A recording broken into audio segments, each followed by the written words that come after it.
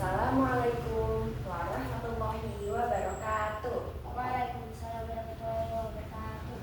Alhamdulillahirabbil alamin. Wassalatu ala asyrofil anbiya'i wal mursalin wa ala alihi wasahbihi ajma'in. Amma ba'du. Terima kasih kepada Allah Subhanahu wa taala karena telah melimpahkan rahmat dan beserta berkatnya dan kita dapat berkumpul pada siang hari yang cerah. Tidak lupa sholawat serta salam pada Nabi kita Muhammad Sallallahu Alaihi Wasallam. Pada siang hari yang berbahagia pada hari ini, saya Mary akan memaparkan sebuah ceramah mengenai betapa pentingnya berbakti kepada orang tua. Kenapa sih kita harus berbakti kepada orang tua? Dan apakah berbakti kepada orang tua itu hanya sekedar kewajiban kita? Jawabannya tidak. Kalau berbakti kepada orang tua itu bukan hanya kewajiban loh bagi anak, tapi itu juga kebutuhan bagi kita. Kita semua tahu bahwa orang tua adalah orang-orang yang paling berjasa dalam hidup kita. Mereka lah orang yang telah mengorbankan semua waktunya, tenaganya, lalu harta bendanya, bahkan nyawanya, agar kita bisa hidup dengan layak dan bahagia di dunia ini. Nah, tapi ada juga loh beberapa faktor yang menyebabkan apa sih anak-anak malah tidak berbakti kepada orang tuanya. Padahal hal itu sangat salah. Menurut Nabi Muhammad SAW saja, bahkan ibu disebutkan 3 kali dalam pemaparan kasih sayang. Lalu baru ayah. Itu menggambarkan betapa pentingnya peran ayah dan ibu kita dalam hidup kita loh. Kita semua pernah mendengarkan kalau misalnya ridho Allah Subhanahu wa taala itu tergantung dengan ridho orang tua kita juga. Kalau misalnya orang tua kita aja gak ridho, gimana Allah Subhanahu wa taala? Ternyata banyak loh cara kita supaya bisa berbakti kepada orang tua. Selain kita membantu mereka mengerjakan pekerjaan di rumah, tidak membantah nasihat mereka, lalu sebisa mungkin tidak membebankan mereka. Nah, untuk teman-teman yang penasaran, kalau misalnya nih kita sudah kehilangan orang tua kita, baik ayah ataupun ibu ataupun keduanya. Nah, cara kita berbakti untuk orang tua yang sudah meninggal adalah yang pertama, kita bisa mendoakan mereka, lalu menjalin tali silaturahmi dengan keluarga atau kerabat-kerabat terdekatnya. Dan jangan lupa juga selalu mendoakan dan mengamalkan amal jariah yang telah dilakukan. Hal itu akan membantu orang tua kita yang sudah meninggal. Nah, kita semua tahu kan doa yang sangat umum yang biasa kita katakan setelah sholat untuk orang tua kita. Apa coba?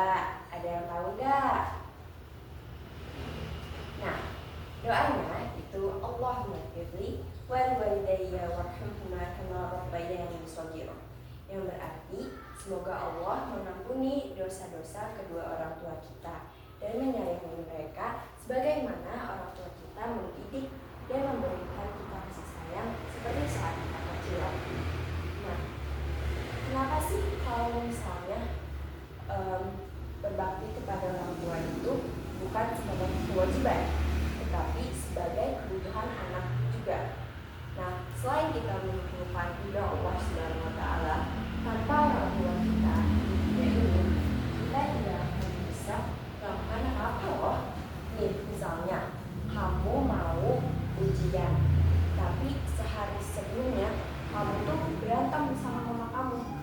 Nah, based on real experience, aku pernah menjalani hal yang sulit seperti itu, dan hasilnya itu nggak sesuai sama apa yang aku ekspektasikan. Lalu aku jadikan bahan evaluasi. Kenapa ya? Padahal aku udah belajar, terus aku udah berdoa juga kepada Allah Subhanahu wa taala. Dan aku ingat lagi kalau misalnya sehari sebelum aku ujian, aku itu berantem sama ibu. Dan hal itu membuat aku introspeksi diri dan menyadari kesalahan aku, bahwa Allah Subhanahu wa taala sangat tidak suka pada anak yang menerapkan uququl walidain. yaitu kebalikan dari berbakti kepada orang tua. Ada lagi nih contoh cerita dari kisah Nabi Nuh alaihissalam. Jadi pada saat itu Nabi Nuh alaihissalam membuat bahtera yang sangat besar dan memerintahkan semua golongannya, bahkan hewan-hewannya, untuk membawa sepasang dari mereka.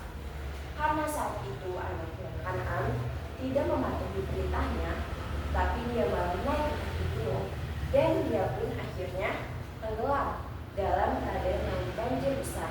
Padahal sudah diingatkan oleh Nabi Nuh alaihissalam bahwa Allah Subhanahu wa taala ingin memberikan orang-orang yang tidak mendengarkan dia sebuah pelajaran.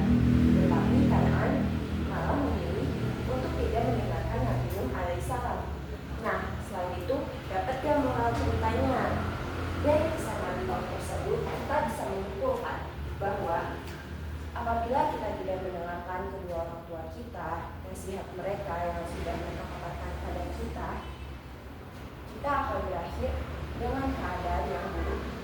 Mungkin apabila nasihat yang kita terima dari orang tua kita itu tidak sesuai atau kurang baik untuk diri kita dan yang lain, kita bisa membicarakannya dengan baik-baik loh teman-teman. Kita tidak boleh membantahnya lalu berbicara nada tinggi kepadanya ataupun melakukan hal-hal yang bisa menyebabkan mereka sakit hati. Bahkan dalam Al-Quran tersendiri terpaparkan loh bahwa kita sebagai anak apabila diperintahkan oleh orang tua kita tidak boleh menyebut kata sekalipun, karena itu akan menyakiti hati mereka. Nah, dari ceramah ini gimana teman-teman bisa introspeksi diri kan untuk belajar lebih baik lagi memperlakukan orang tua kita. Sekian ceramah dari saya. Wabillahi taufiq wal hidayah. Assalamualaikum warahmatullahi wabarakatuh. Waalaikumsalam.